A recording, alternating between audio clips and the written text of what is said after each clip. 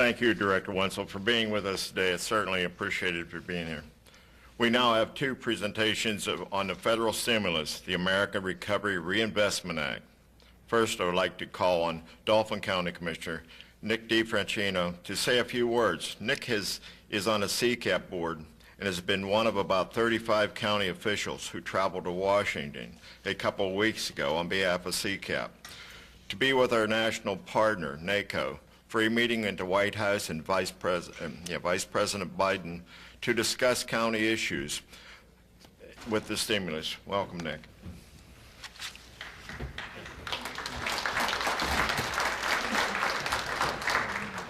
Good morning, everybody. Over the last couple of days, I realized just how confusing the Recovery Act was, and maybe that was one of the benefits of having to go down to the White House and meet with the Vice President. Was we spent a day beginning at about 9 o'clock in the morning, ending at about 6 o'clock in the morning. There was a 40-minute break for lunch, and aside from that 40-minute break for lunch, we went end to end. Every department of federal government came in, did a presentation, talked about their section of the act, gave a breakdown of where the money was, what it was for, and then gave time for questions and answers. So it was an amazing opportunity to be included on. And as I begin my remarks, I'm going to start out with a plug, because I truly believe that there is no better example of why it is so important to be a member of Ccap and be a member of NACO than when a piece of legislation like this comes up. It's a rare opportunity to have the standing to go into a meeting, a small intimate meeting with the Vice President of the United States and the senior level officials. And it was kind of heartening for me too, because throughout the last 5 years of service and even beyond that, what I realize is different levels of government often look at each other and play each other down. And it was really one of the first examples where I felt I was sitting in a room with the administration and they really cared about what we as county officials had to say. So it's a unique time. I think it's important, first of all, for all of us to realize that now is a really good time for you to invest the time to give your feedback, either up through possibly your congressman, through your senator, or directly to the departments, directly to the administration, because right now they're listening.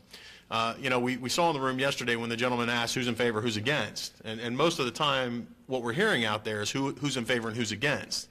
But the bottom line is, commissioners and leaders right now, it's not time to have that discussion. Right now what it's time to do is to really study this act and figure out what money is in there to help our communities, because I can assure you that the decision has been made, the bill has been passed, and each and every one of us in this room and every taxpayer across Pennsylvania will pay the price for the legislation.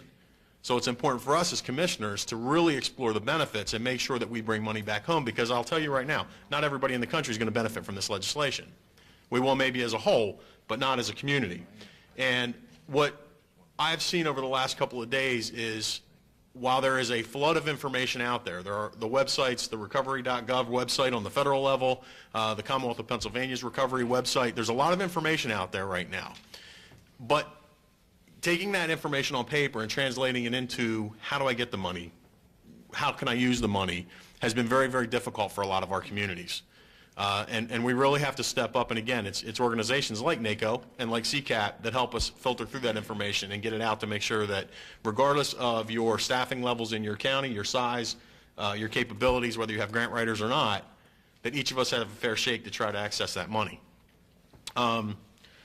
Couple of basic things that everybody needs to know, and I think by now you're probably all aware. The federal stimulus money is handled differently, though the money will flow down through programs that we're all very used to working with and very used to seeing. The money will be handled differently. There is a no match requirement, which gives us a little more flexibility to access money that maybe in the past we haven't been able to get a project off the ground because we couldn't find that local match. The requirements for tracking the dollars is significant. And while we'll stand back and probably say, wow, you know, it's very onerous, we really have to track every single dollar that goes out, I think most of us would agree what we don't want to see from a $700 billion spending plan is sort of a Katrina-esque, you know, where did the money go, how did it go out, and let's listen to a year worth of news stories about how it was spent inappropriately. And I think that was the key message from the Vice President. He said, folks, if you take this money, make sure you use it wisely. Pay attention to the rules. There's things in there that says it cannot be used for things like golf courses, swimming pools.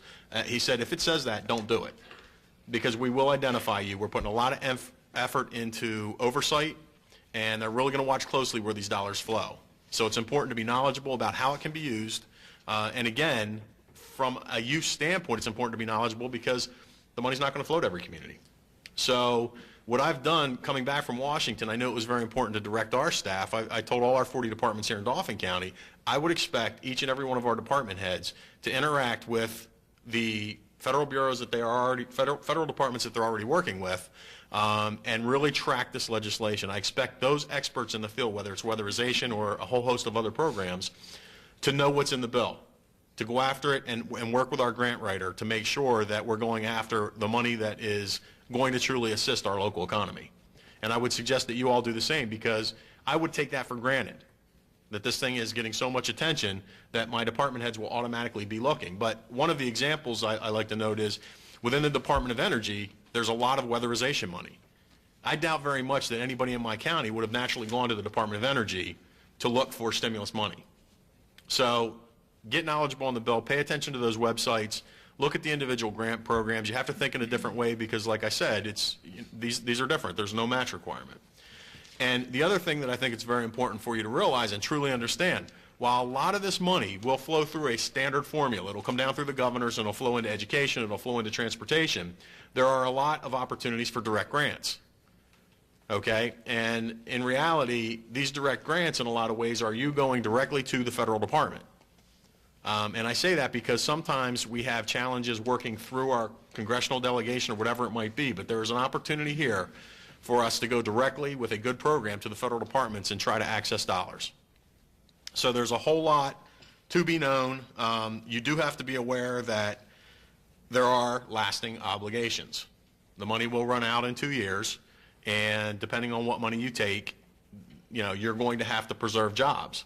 And the best example of that, not really pertinent to us, but like the COP grants, if somebody goes out and hires police officers in a local municipality, they're going to keep those people on after the money runs out in 2 years. So, translate that into some of the programs that we have, and you need to be aware of the stipulations that may cause you to spend additional money in year 3 going forward. So pay attention to that. As I mentioned, we're all going to pay, so we all should do the best job we can for our communities to benefit.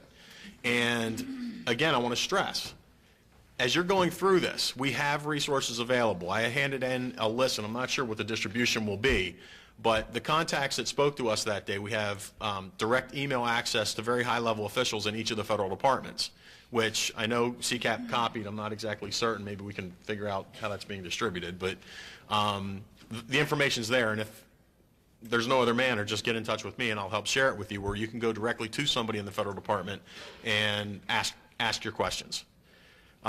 Because it's very important, again, that we know what's going on. But the other piece of it is that I believe at this time, and I'm very sincere when I say this, I believe this administration wants to hear from us. I believe that there will be more legislation coming down the pike, and again, regardless of whether we feel it was appropriate or inappropriate, our input is going to be valued. So they need to hear from us. They need to hear what we're seeing out on the streets. They need to understand where it's working, where it's not working. So again, through Ccap, through NACO, provide your feedback. It's worth your time. It's worth our time. We do want to make sure that while this investment is going forward, we make the most of it. Because again, we're talking about significant budget dollars. This cannot go on forever. We've got a couple of shots to make it work, and we want to make sure that we get the most out of it and do it right. So that is what I will leave you with today. It was a great opportunity, and again, I want to thank Ccap and NACO for the opportunity to go down, and again, where I can help with any answers to any questions, that's great. Otherwise, just please pay attention to the resources that are out there. There are a tremendous amount of them, but understand that there are different rivers by which this money will flow. So don't assume it's all going to come through the governor. I mean, there are direct programs that you can go and access that money for your community. So thank you very much.